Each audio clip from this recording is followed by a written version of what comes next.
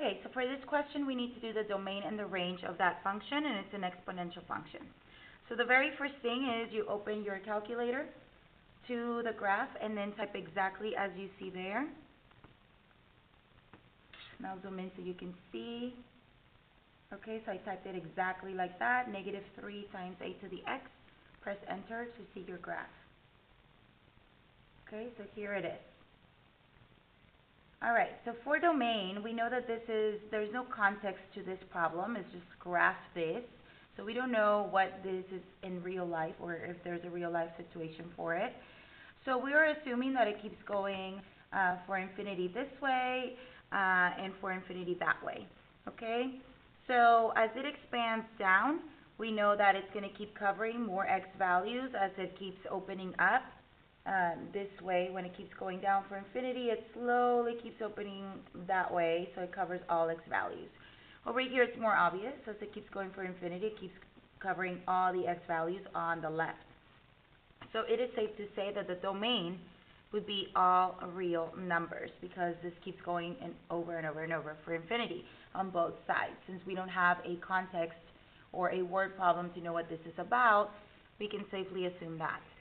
Now for the range, it's different because we can clearly see it. The asymptote, remember, asymptote is that line that the function approaches but never touches. Here, because it's zoomed, we feel like it's touching that, the x-axis. But if you zoom, sorry, I meant to zoom the other way. If you zoom, make it bigger,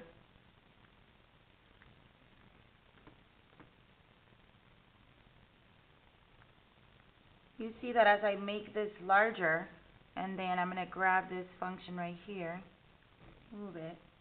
As we make it larger, we can see that it keeps approaching it, and then if I keep zooming and making it bigger, we'll see that it never touches the x-axis.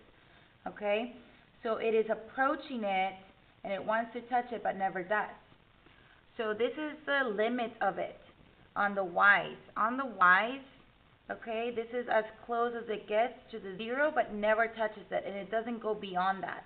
So all the y values are less than 0, because it never touches 0. All of them are going down. On the y-axis, all the values are going to be less than 0. So my range would be y is less than 0. So any value of y that is less than 0 is part of this function.